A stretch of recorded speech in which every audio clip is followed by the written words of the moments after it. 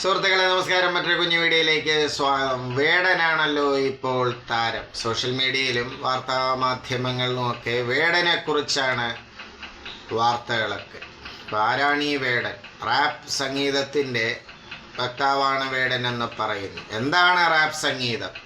70കളിലെ American ഐക്യനാടുകളിലൊക്കെ ഹിപ്പീസത്തിൻ്റെ ഭാഗമായാണെന്ന് തോന്നുന്നു ഉടലെടുത്തൊരു കലയാണ് rap സംഗീതം. ആഫ്രിക്കൻ ഭൂഖണ്ഡവുമായും ഈ കലയ്ക്ക് ബന്ധമുണ്ട്. അതായത് വലിയൊരു മാസിനെ, വലിയൊരു ജനസഞ്ചയത്തെ ആകർഷിക്കുന്നൊരു ഏർപ്പാടാണ്. അതായത് വാക്കുകൾ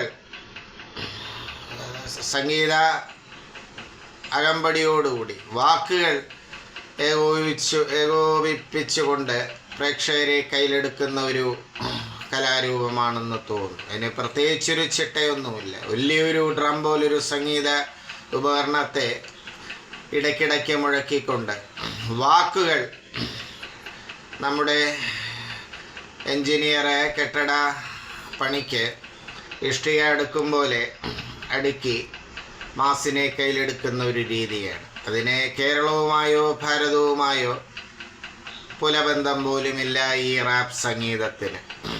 എങ്കിൽ പോലും ജനങ്ങളെ ആകർഷിക്കുന്ന കലാരൂപത്തെ നാം അംഗീകരിച്ചേ പറ്റുകയുള്ളൂ.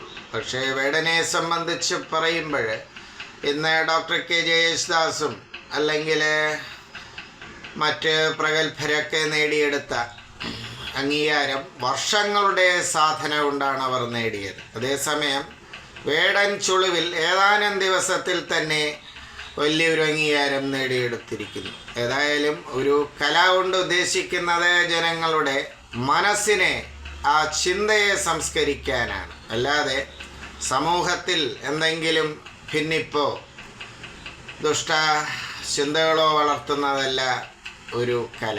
ഏതായാലും വേടൻ സ്വയം ആത്മാപരിശോധന നടത്തേണ്ടിയിരിക്കുന്നു. കലാരൂപം ജനനന്മയ്ക്കാണ്. പ്രതികരിക്കുക സുഹൃത്തുക്കളെ. നന്ദി, നമസ്കാരം.